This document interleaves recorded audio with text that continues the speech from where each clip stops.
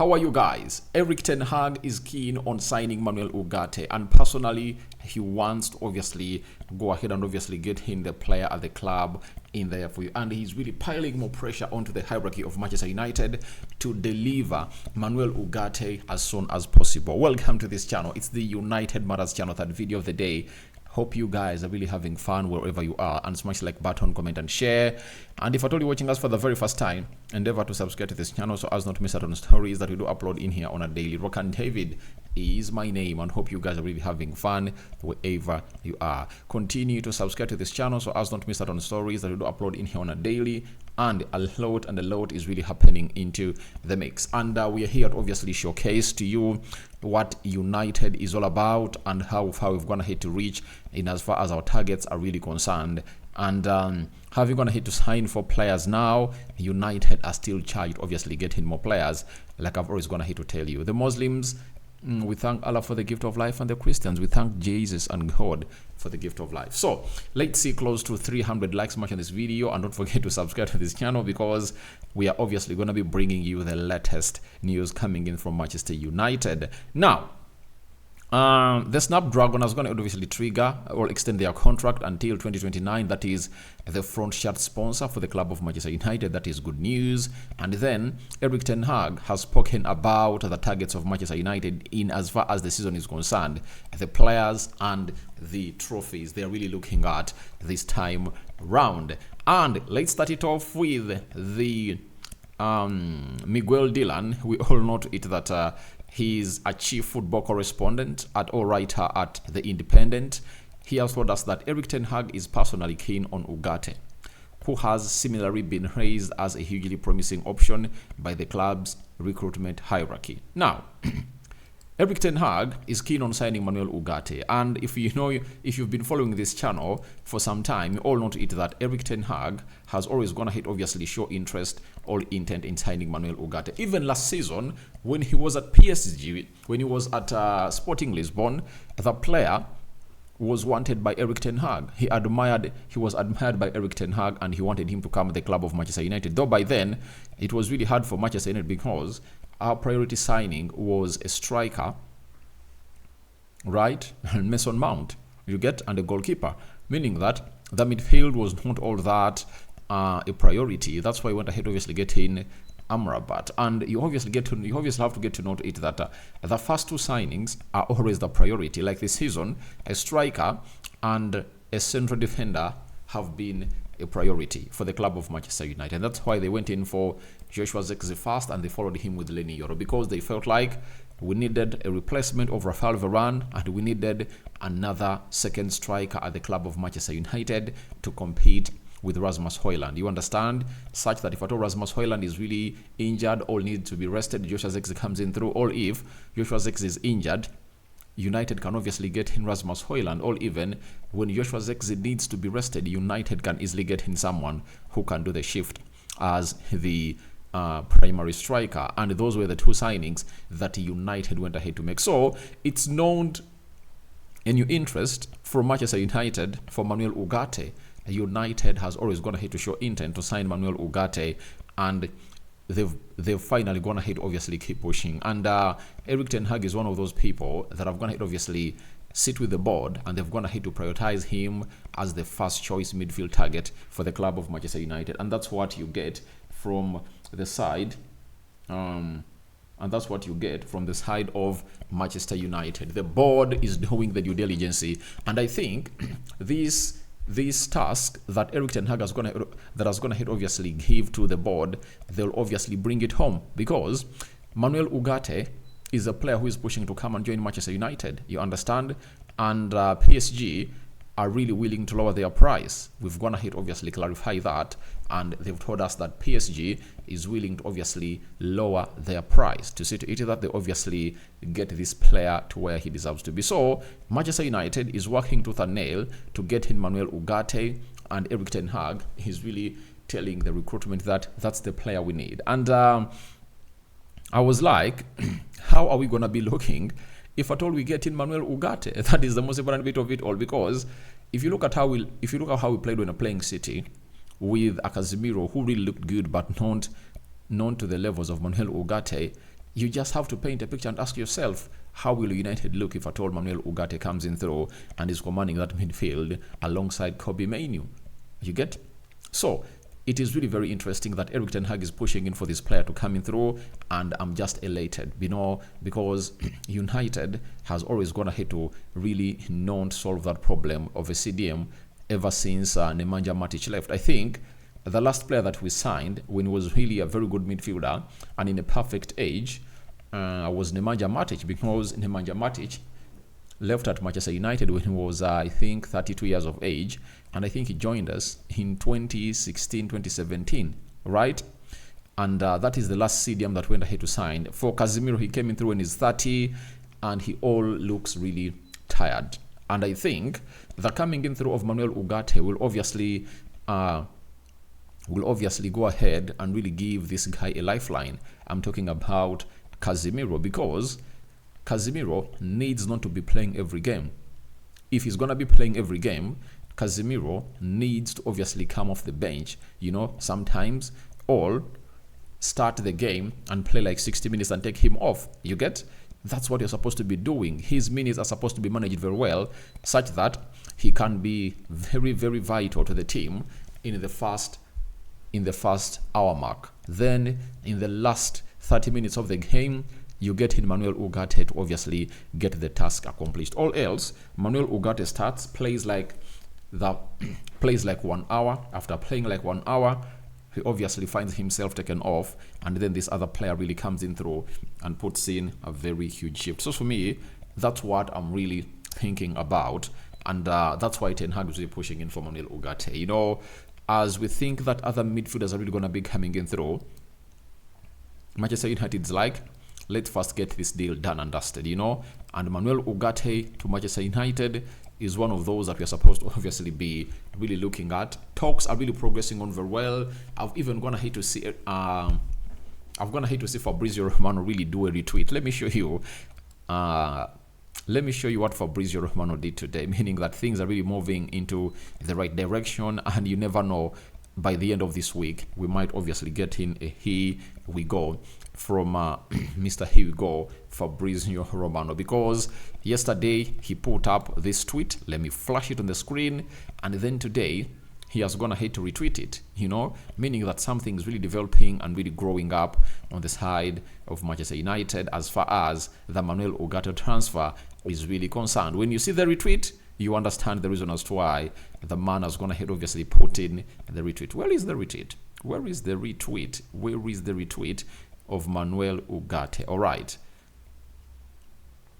Here it is. Here it is. You see?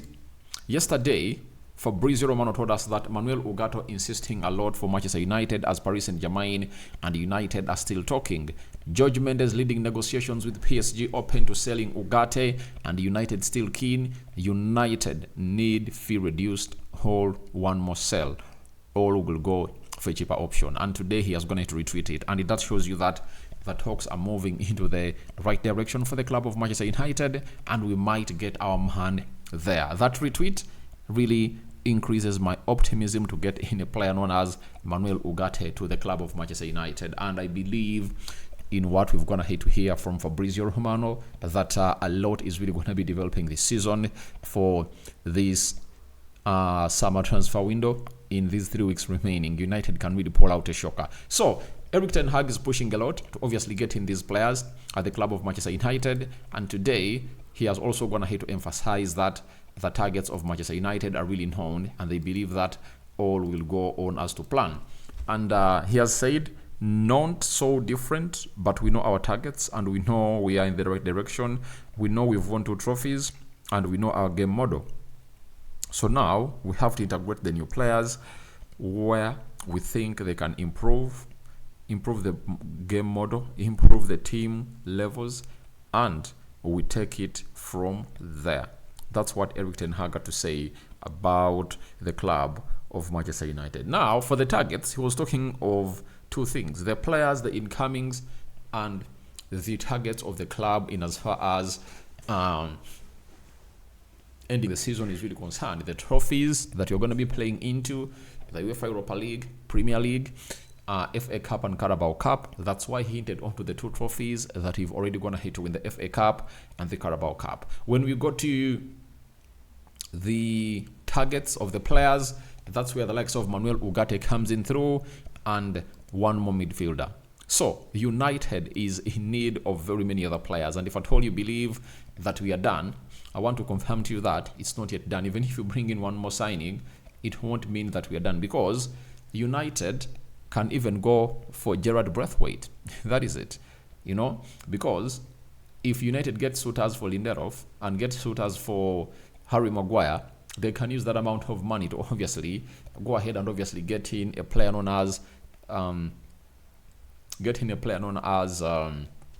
Gerard Braithwaite at the club of Manchester United, because when you obviously offload Harry Maguire, you are really getting rid of £190,000 a week, plus the salary of Victor Lindelof of is it 140,000?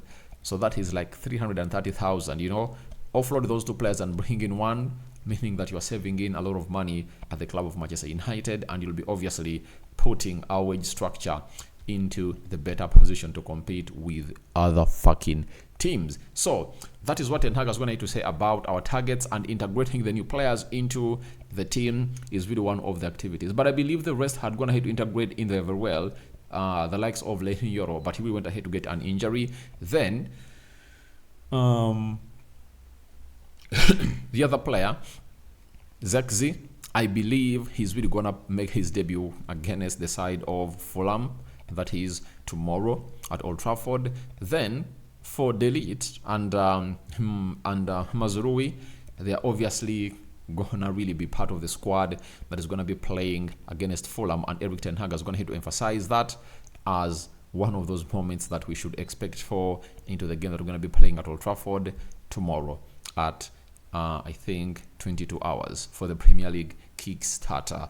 After that, Manuel Ugarte, if he comes in through, obviously there will be space for him to be integrated into the team of Manchester United. Eric Ten Hag also said today that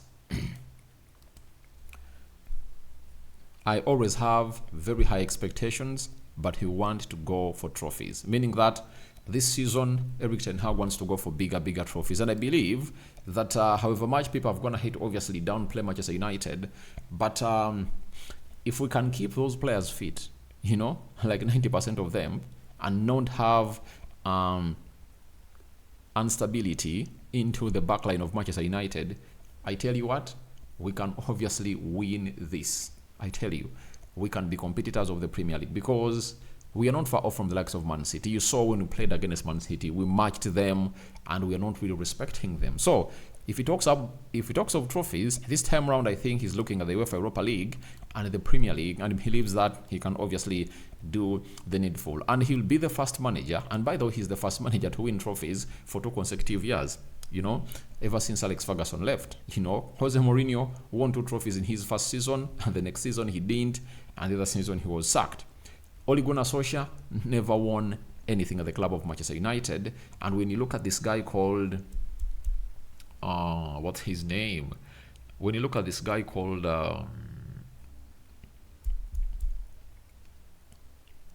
Louis van Gaal, he won 1.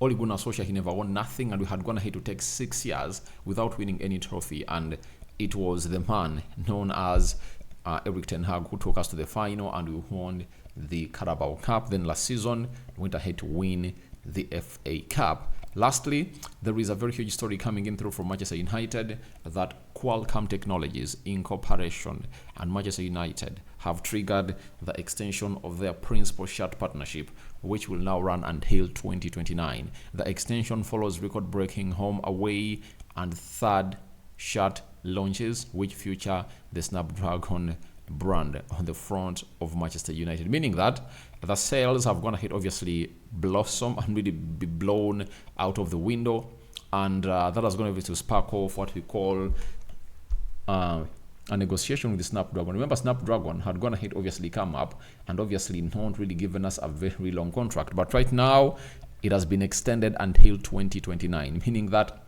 having the best people at the club that are really running the football issues, and having a CEO who is really a graduate of football finance, you don't really expect United not to obviously execute such deals, because the CEO did what we call football finance. And remember, the other two, Richard Arnold and Ed Woodward, who are really managing the club of Manchester United, who are really running the club of Manchester United as the CEO, who are not good at football finance. So they went ahead obviously do finance. So they went ahead to do finance issues, but not in football. And that's why you saw it that they ran this as a brand and a company that was making a lot of money, but it was not really making sense onto the football pitch. But now we are having people who are really reputable at this, and they know exactly what to do, and we anticipate the best. So guys, your thoughts onto Ten Hag pushing for Ugarte deal are welcome in the comment section below. What do you make about the man himself, Erik Ten Hag, hinting on the transfer targets and the plans of winning trophies for the club of Manchester United? And lastly, what do you make about the story of Snapdragon extending their contract with Manchester United until 2029 after a record short sale for the club of Manchester United? May the living to God bless you abundantly. For the Muslims, may Allah bless you abundantly. Good night to those going to bed, but we are still awake and more stories are really dropping. Just turn your notification bells on. We out.